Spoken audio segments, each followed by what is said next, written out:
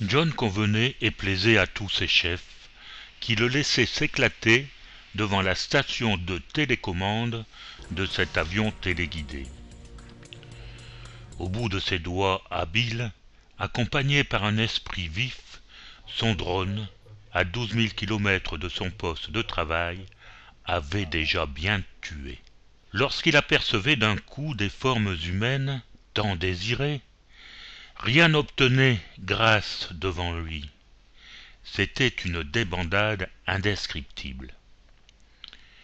À chaque mouche suivait une explosion de rire et des trépignements de joie. Il aimait les filets de sang apparaître sur les vêtements blancs. Son visage rayonnait des difficultés vaincues et des espérances réalisées. Lorsque les terres étaient jonchées de cadavres, John tombait enfin à lassitude, comme un général victorieux, et s'apaisait sur le champ du carnage. Devant ce succès, ses camarades s'éclataient dans un délire de cris et d'applaudissements. Ils regardaient remuer les blessés et s'amusaient de cette agonie. Son âme se sentait élevée devant le spectacle imposant de ces victoires.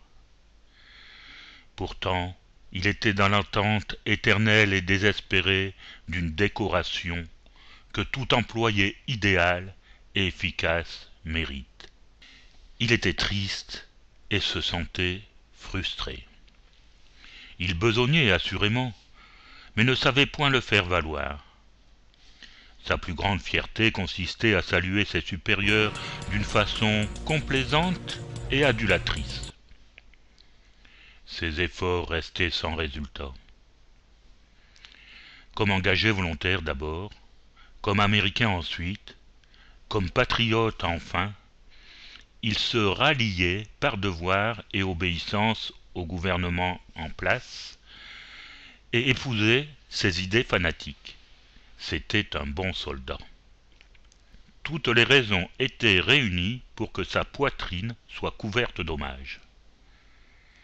Ses chefs, voyant sa mélancolie, soupçonnaient, à tort, une envie démesurée en cet homme de se trouver avec les troupes opérationnelles sur les champs de bataille.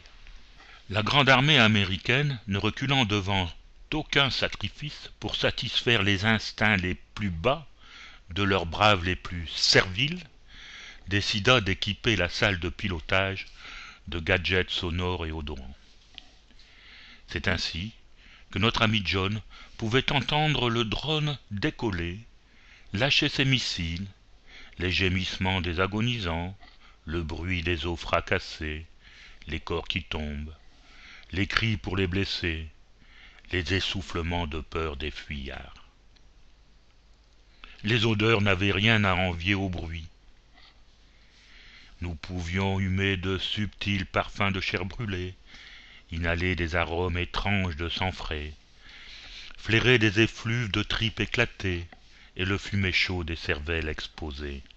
Bref, le top de la technologie mise au service de la jouissance des hommes. Mais il restait triste, le frustré.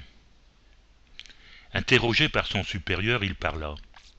« J'ai beaucoup de patriotisme, monsieur, le plus possible. » Une chaleur conviviale se répandit et il continua, tranquillement. « Admettez qu'avec moi la guerre est une chose non monstrueuse. Fini les coutumes d'égorgement sauvage des peuples barbares dans un duel au corps à corps.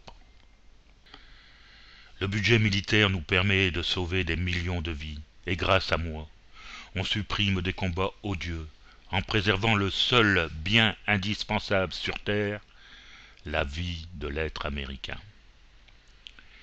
Vous cherchez avec obstination des moyens de destruction nous préservant. Vous créez l'outil. Je l'utilise en rendant enfin la guerre attrayante, sympathique, plaisante, agréable. Je suis un artiste. Mon patriotisme entretient mes performances et me permet de crever nos ennemis à l'autre bout du monde. À ce titre, je demande une récompense. » Le gradé fit une moue étonnée. « Vous êtes militaire, mon brave. L'armée ne donne pas d'augmentation à la demande. Il n'est pas question d'argent, monsieur. Ma moralité me l'interdit. De quoi s'agit-il alors? Une décoration, monsieur. Combien d'objectifs avez-vous atteint? J'ai comptabilisé l'exécution de 685 personnes. Diable, belle performance. Je ne vous le fais pas dire, monsieur. Savez-vous au moins pourquoi vous avez tué tous ces gens? Oui, monsieur.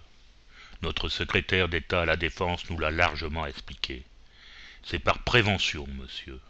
Nous tuons par prévention pour protéger notre pays d'une éventuelle attaque terroriste. Bien. Je vois que nos écoles ont fait de vous un homme exceptionnel. Vous faites partie des intelligences d'élite, des savants, des génies même. Vous aurez votre récompense. John sentit monter en lui un moment de gaieté, de folie et d'ivresse. L'amour de ses frères d'armes venait d'envahir son corps. Son courage de bourreau allait être enfin reconnu. Il se sentait prêt à confesser ses performances professionnelles à tous ses concitoyens. Il était devenu fier et enchanté, et il n'était plus frustré. Sa veste fut décorée de moitié. Maintenant on le saluait dans les rues, on le respectait. On lui promit un avenir. Il devrait recruter des écoliers et les former, par jeux vidéo interposés, aux dures lois de la guerre.